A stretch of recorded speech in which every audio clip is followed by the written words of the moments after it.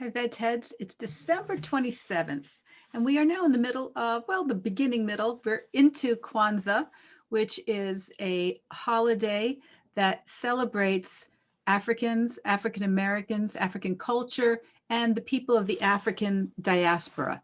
And it means first fruits in Swahili, and it celebrates what would be the traditional African harvest system.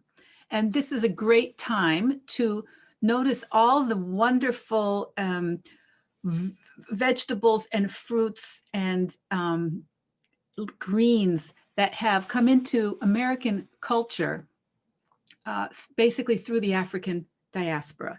And things like collards and okra and black-eyed peas, all kinds of wonderful foods that are synonymous with Southern cooking, synonymous with soul food, and which is just an incredibly rich addition to people eating plant-based.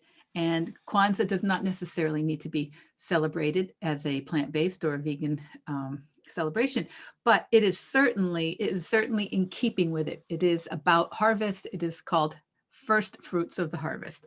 So consider, I mean, a lot of us have taken on the, whether we are in the African-American community or not, we've taken on the tradition of black-eyed peas on New Year's Day.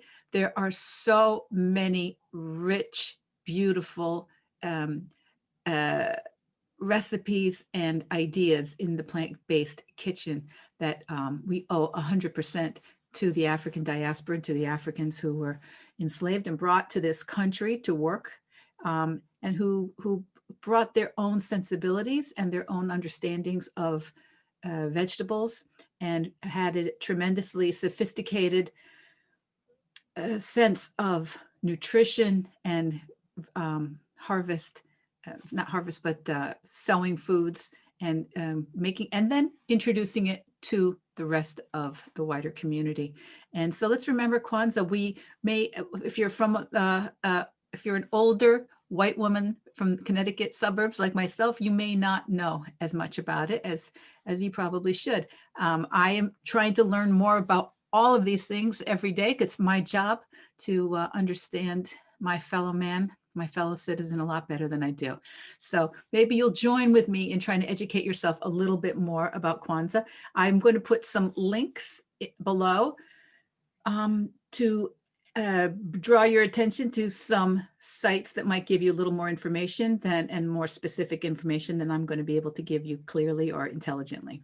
All right, so happy Kwanzaa to all who celebrate, and a happy week to maybe be a little more Kwanzaa curious this week and learn a little something about how your fellow citizens, or your fellow, if you're not watching from the United States, how people of the African diaspora have learned and created an incredibly rich cuisine. Okay, I'll talk to you soon. Veg your best.